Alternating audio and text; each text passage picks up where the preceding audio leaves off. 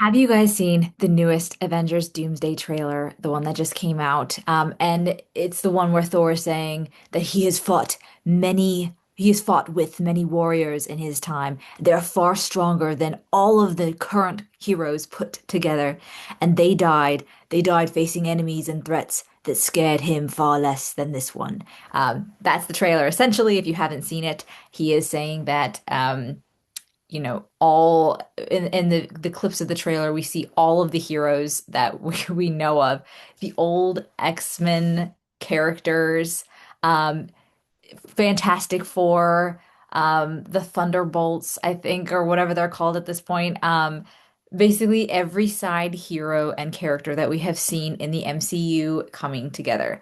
Today, I want to share about some writing tips that we can glean from this trailer. And unfortunately, because the trailer I think could be better written. We can kind of take have some good takeaways of how to improve our own writing. So I wanted to chat about that today, while also kind of looking at this trailer in general. To be clear, I'm a super big MCU fan, or I was for the first couple of seasons of it. Or phases of it. So when Iron Man came out, I was ecstatic. I loved seeing the build up to the first Avengers movie. I've loved WandaVision, those kinds of things. But in the last couple of years, superhero movies in general have been struggling, and people are saying maybe superhero fatigue is a problem that we're facing. That might be true. There might be superhero fatigue, but I will say this is that it's kind of hard to tell if it's superhero fatigue when the stories are just so poorly written that really, no matter what kind of characters or plot we had in that story, wouldn't be enjoyable because the stories lack any kind of engaging writing. So whether it's superhero fatigue or not, it's kind of hard to say, but I thought that this would be a great opportunity to look at some ways to improve our own writing skills through the Avengers sound or through the Avengers trailer. Number one, Thor is sitting there telling us that we need to be really, really scared of Doctor Doom. This is something that even my students can pick out really easily, saying that this is a problem. If I have a student who writes a sentence and he says, the girl was sad, that's very, very fundamental basic writing. It might be true in your story, but it's boring to read. What would be a little bit better is showing us that she is sad. So maybe, you can write, she her throat tightened and she blinked hard, trying to keep the tears from coming. There we just have a little bit stronger of imagery. And the other thing is that we're not trying to tell the reader that she's sad. We could interpret that however we want. So show don't tell is just a classic writing it's classic writing advice that can often help people get stronger stories for a number of reasons. I think a huge piece of things is one, it's not as boring, but two, it gives us space as readers to go and kind of interpret the character for ourselves. If a character is blinking and getting teary-eyed, she could be sad, or she actually, there could be layers there, and it adds nuance. So this is the same thing is really true with scary movies as well. Being like the bad guy is really scary is not a scary sentence to read, but maybe seeing fingers slip out the side of a mirror. That's terrifying, and we could kind of say like, all right, now I'm really scared. So actually scaring the reader is different than just telling us we're supposed to be scared. So in this Avengers trailer, when he said, I've fought with many heroes in my time. All right, fair. You could show us that fighting if you wanted. They were far stronger than all of us put together. Show us their strength. And then also he says that scared me far less than this enemy. And that to instantly to me just says now I'm not scared of Doomsday. I'm not, if everyone's saying you have to be scared of him, that's not good writing. Like you should be terrified is not good writing. Showing me why I should be terrified is a good storytelling method, especially you guys. This is true with writing books, but also with writing movies where you have a visual medium. You should be utilizing that medium so that you're able to actually show people why they should be scared, not trying to convince us with some poorly written dialogue or monologue, I guess, of he's scary. He scares me. That's not helpful and that doesn't build hype. So yeah, that's first thing that we've learned in this trailer is please show, don't tell. That will make it much more engaging for your audience. And this is something I think that Hollywood has struggled with for a long time. Um, I get frustrated anytime I see somebody have to say, "Oh, I like this character." This is what we saw, we Captain Marvel in a lot of the movies, people didn't like her because she's annoying and devoid of emotion. So she's not a compelling character. She's not written well, and she's, in my opinion, not acted well. So what we have in one of the Avengers movies is Thor going up to her and saying, "Wow, this woman, I like her." And that's again giving Thor lines and text that are trying to impress those ideas on the audience. Thor likes her, so then now we have to like her. That's actually not the case. You don't have to, nobody has to go up to Spider-Man in his Spider-Man movies and say, "Wow, Spider-Man, I like you," to try to convince the audience that this is a character we should like. Everyone likes Spider-Man. It doesn't matter how the rest of the cast feels about Spider-Man. He's a very popular superhero because he's awesome. Nobody in the text needs to tell us that he's an awesome character. And whenever I see people in movies having to try to tell us our opinions about a character, it means that not only is the audience not enjoying this character and not connecting with this character, but the writer knows that and they're using cheap methods to try to force our intentions rather than just making a better character. So, yes, number one, show, don't tell. Number two, I would say character desires and wants must be clear at the beginning of the story. So we have to, and this, they do try to do this. To be fair, they try to say something is coming. Um, I, we need to band together to fight this. So the need is kind of, okay, we come together to save the world. That's a start. That's great. Is that it? Is there any other character inspiration that goes a bit deeper than that, maybe? Because oftentimes, what really makes a compelling story is not just the character's want. We'll start with a character wanting something. Okay, this character wants to go get treasure because he wants the gold.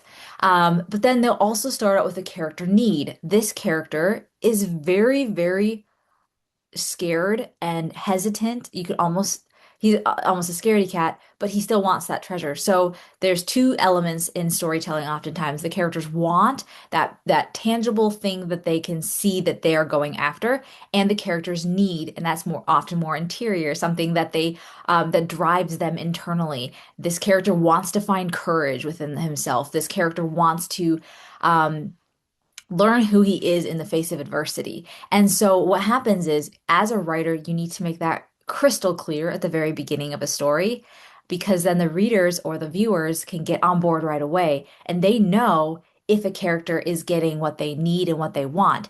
It's easy to see visually, okay, if he picks up a treasure chest, he has succeeded. Or if he's about to pick up the treasure chest and then somebody comes in and steals it, we know, oh my gosh, his objective is now complicated, and we're able to emotionally invest because we clearly see what he wants and we clearly see what he needs. Same thing with that interior tension. If he gets scared and runs away from a fight, we know, okay, he's not quite there yet. And if we see him pick up his sword for the first time, take a deep breath, and then step out, we're all like, yes, you're getting there, you're getting there. That interior need is being met as well. So this is so important with writing. This is how you start really good stories, is you start with a very, very clear want and need. Those are sometimes the same things, but they're often different. Sometimes they actually kind of clash. Like what the character wants is really not what he needs or she needs. So this makes it compelling for readers when you have an external issue and an internal issue, because what happens is the readers can, yeah, you can emotionally connect with the person. You can understand easily just by following the story. Okay, yes, I see them getting things. Back to show, don't tell. So this makes for a compelling story. And then at the end of the book or the movie, what happens is we get our answer. Does the character get what they want? Do they get what they need? And oftentimes the answer is yes. He gets the treasure, but sometimes it's no. And either way, we know whether our character and kind of the journey has been won or lost.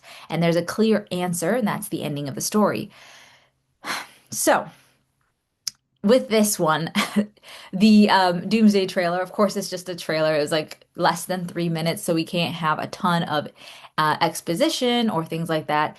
Although I would say the entire thing was just spoken, told exposition, and for the most part, it it's it's really interesting that our character desire seems to be, you need to, or the want seems to be, let's defeat Doomsday, Dr. Doom, and the character need seems to be, let's come together.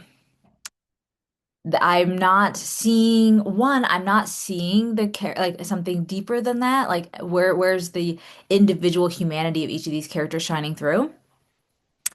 And two, since they have every character that the has ever graced the MCU, screen, it's it doesn't look like there's going to be time to get to know each character deeply and understand their motivation. Now, stories are different than history books. History books say like this, you know, some history books at least take a bird's eye view of things. That's one perspective, but stories let us zoom in, let us see the human side of things. And that's what's so exciting about it. We're able to see, does that character get his gold? Does that character grow into that person that we know he can be? And if you have an ensemble of an army of characters, literally, that we can't spend time with each and every one of them, or even many of them, how are we supposed to connect with these characters? How are we supposed to go deeper with these characters? And if we're just watching war scenes, explosions, and battles without any character development, it gets really boring really fast. So, number two, yeah, characters, wants, and needs must be incredibly clear. And if it's not going to be interesting. And I am a little bit concerned about Doomsday because it looks like it's not going to be interesting. And the final and third thing I wanted to say is this trailer just reminds us to take our time. This is something that young writers often forget in the drafting process, where you'll have an exciting battle scene. You'll want to make sure that, you want it to be fast paced, you want it to be moving along. And what happens sometimes is you rush scenes that need to spread out a little bit more. The reader can't really get into the scene if it's too fast paced, if it's too rushed. And of course, you want it to be a page turner, you want it to be exciting. But if you start skipping over key details, what happens is it's just not engaging anymore. It's starting to have that zoomed out kind of history book feel. It's not connecting with you. So taking your time is important. This is something Marvel used to know. We would get introduced to characters like Black Widow, and it would be in a movie. We would be taking our time with it. We'd get to know her. We'd get to know Tony Stark and Pepper Potts, and now we know this group.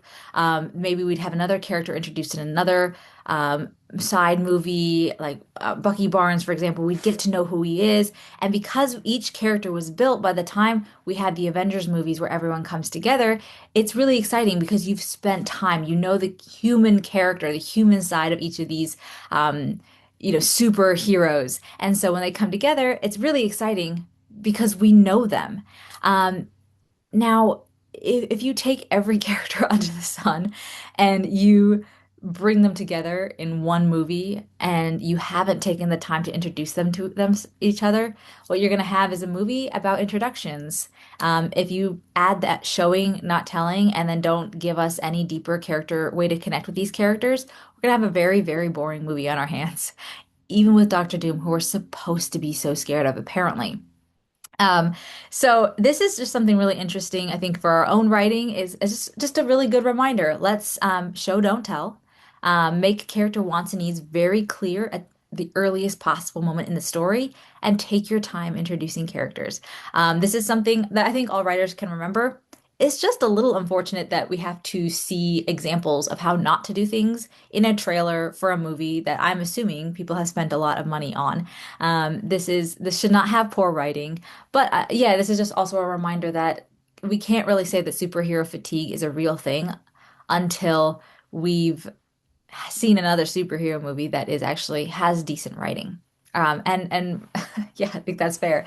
I saw a couple people in the comments of that movie saying the entire movie is going to be people shaking hands, meeting each other, which is very likely because that is essentially what the trailer was, is people shaking hands and meeting each other and then being told that they're supposed to be scared. Which it doesn't sound particularly engaging to me. I would love if we got another great superhero movie. Um, but I'm waiting. I'm waiting to see if the writing for the movie gets any better than the trailer. Hopefully. Have you guys seen the trailer? What are your thoughts? So I'd love to hear, feel free to comment what you thought of the trailer, what you think of the MCU, and do you have superhero fatigue? Let me know.